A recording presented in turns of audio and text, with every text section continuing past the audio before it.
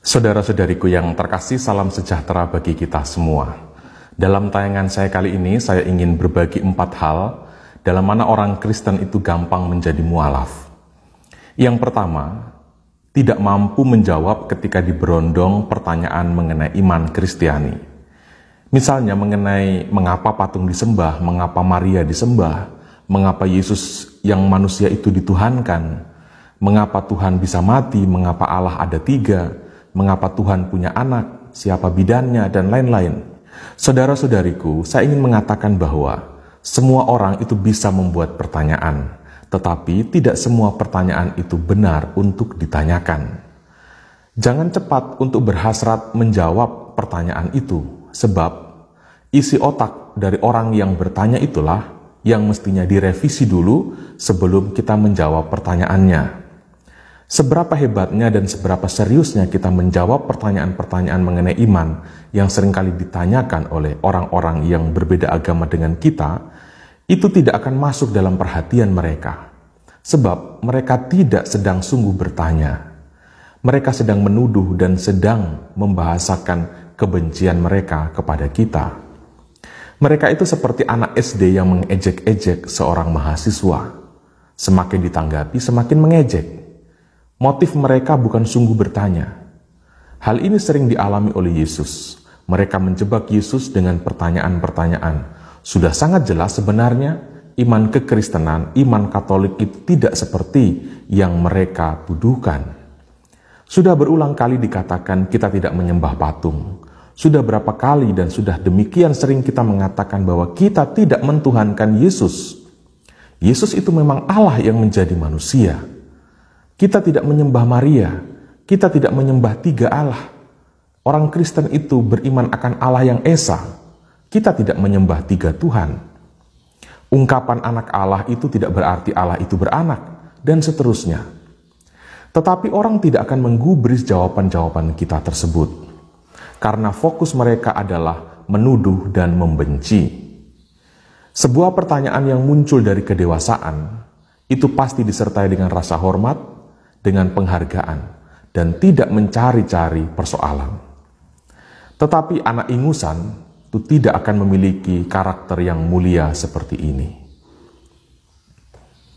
Yang kedua, sindrom minoritas dan mayoritas. Tentang hal ini sangat berpengaruh pasti. Pergaulan kita menentukan cara dan arah kita dalam berpikir. Di Indonesia kita terhitung minoritas, apalagi orang Katolik itu lebih minoritas. Perasaan sebagai kelompok kecil dan tersingkirkan, ini juga kemudian dapat mengaburkan apa yang sebenarnya adalah benar. Ketika kita menyaksikan di mana-mana ada musola, ada masjid, ketika kita selalu membaca 99 nama Allah yang dipajang di tiang-tiang di sepanjang jalan dalam kota, ketika setiap subuh, siang, sore, malam, kita mendengar suara adzan dari musola atau masjid.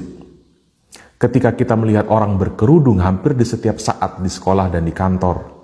Ketika kita tergabung dalam grup-grup WA yang didominasi oleh teman-teman yang muslim. Hal-hal ini demikian berpengaruh bagi sebagian besar dari kita. Apalagi misalnya di suatu kecamatan hanya ada 1 atau 2 gereja dan kehadirannya pun disendat-sendat.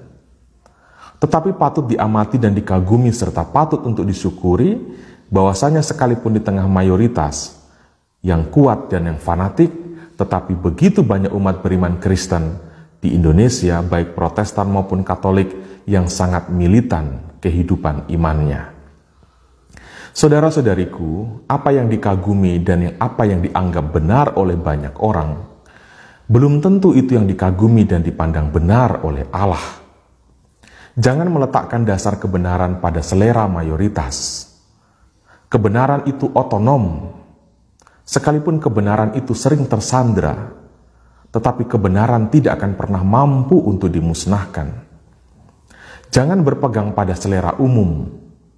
Berpeganglah pada apa yang benar. Sekalipun secara umum orang tidak suka dengan kebenaran itu.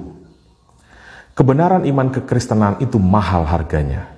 Dibayar dengan nyawa. Sejak awal, manusia sudah tidak suka dengan Yesus yang membawa kebenaran itu. Yesus itu adalah korban dari suara mayoritas yang menolak kebenaran. Yang ketiga, itu mengenai cari aman. Di Indonesia ada semacam stigma yang sudah tersistematisasi, semoga saya keliru dengan menyatakan ini, orang Kristen, orang Katolik dalam karir atau kedudukan tidak boleh sampai jenjang tertentu. Paling tinggi hanya boleh sampai jenjang atau tingkat A atau B. Orang Kristen dipangkas dalam membangun mimpinya. Berhadapan dengan situasi ini tidak gampang untuk bertahan. Untuk tetap bertahan sebagai orang Kristen harus merelakan popularitas, terbatas dalam meniti mimpi dan keinginan-keinginan. Memang sungguh menjadi Kristen itu perjuangan. Tetapi entahkah banyak orang Kristen yang menyadari atau tidak bahwa justru inilah keunikan kita. Inilah keistimewaannya menjadi Kristen itu. Ini asiknya menjadi Kristen. Dengan pengalaman-pengalaman keseharian yang sedemikian menekan, sabda-sabda Yesus sedemikian terasa sangat real, sangat hidup dan sangat nyata. Yang keempat, mengenai takut tidak laku. Ini khususnya bagi orang Kristen yang jomblo, yang belum mendapat jodoh. Kesulitan menemukan pasangan hidup yang seiman juga menjadi persoalan serius. Orang kembali terngiang dengan slogan, jodoh itu di tangan Tuhan. Lalu, ketika ketemu pria atau wanita yang beragama lain, seakan-akan langsung terngiang akan slogan itu dan berkata, oh inilah jodoh yang ditentukan Tuhan untukku. Karena itu, saya harus ikuti ketentuan Tuhan untuk mengikuti agama dari jodohku itu. Jika ada orang Kristen yang berpikiran seperti ini pemikiran yang paling konyol yang pernah diproduksi oleh otak seorang manusia. Itu kalimat yang dimunculkan oleh orang yang kehilangan makna atas kehidupan. Itu kalimat yang muncul dari orang yang hanya membatasi makna hidup dari segi seksualitas. Padahal hidup dapat dipersembahkan bagi Allah dan bagi sesama, entah dengan kawin atau dengan tidak kawin. Jangan membatasi makna hidup hanya dengan kawin atau tidak kawin. Kawin, mawin itu ciri khas dari hewan. Fokus dan makna hidup manusia tidak melulu soal kawin dan dikawinkan. Karena itu, jangan gadaikan hidupmu untuk dapat jodoh. Jangan jual imanmu untuk dapat tubuh lain yang sekedar untuk dipeluk-peluk. Hubungan dengan tubuh jenis itu bisa lenyap dan bisa berakhir. Tetapi hubungan dengan tubuh Yesus itu kekal abadi selamanya. Betapa bodohnya orang yang meninggalkan tubuh Yesus untuk mendapatkan tubuh pria atau tubuh wanita yang lain. Saudara-saudari, demikian sekilas pandangan saya atau 4 hal yang perlu untuk kita sama-sama cermati. Mari kita tetap kokoh dalam iman akan Yesus Kristus. Dalam iman inilah kita diselamatkan. Tuhan memberkati kita semua.